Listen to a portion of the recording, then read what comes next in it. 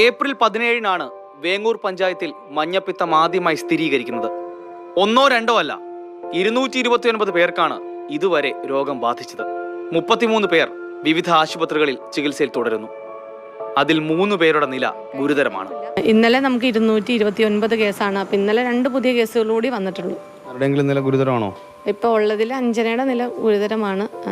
അഞ്ജന വെന്റിലേറ്ററിൽ തന്നെയാണ്, കോമ സ്റ്റേജിൽ തന്നെയാണ്.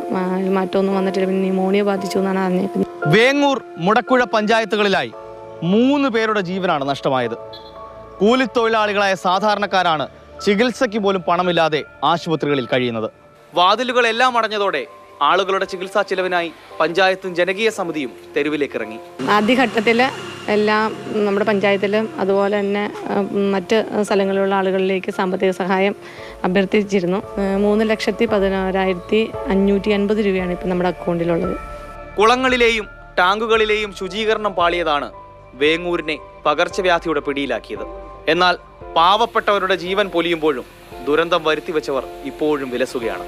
വാട്ടർ അതോറിറ്റി ശുചീകരിക്കാതെ നൽകിയ വെള്ളം ജനങ്ങൾ വിശ്വസിച്ച് വാങ്ങി കുടിച്ചു. മഞ്ഞപ്പിത്തം പടർന്നു പിടിച്ചു.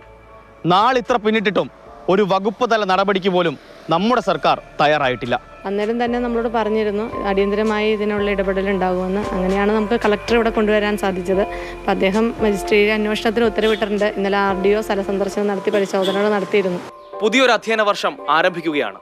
കുട്ടികൾ ഉൾപ്പെടെയുള്ളവർ ഇപ്പോഴും ആശുപത്രി കിടക്കകളിൽ വലയുന്നതിന്റെ സങ്കടത്തിലാണ് നാട്. ധനസമാഹരണം ഇനിയും തുടരാനാണ് വേങ്ങൂരുകാരുടെ തീരുമാനം. എന്നാൽ ഇപ്പോൾ പിരിച്ചു കിട്ടുന്ന തുച്ഛമായ തുക കൊണ്ട് ഒന്നുമാവുന്നില്ല.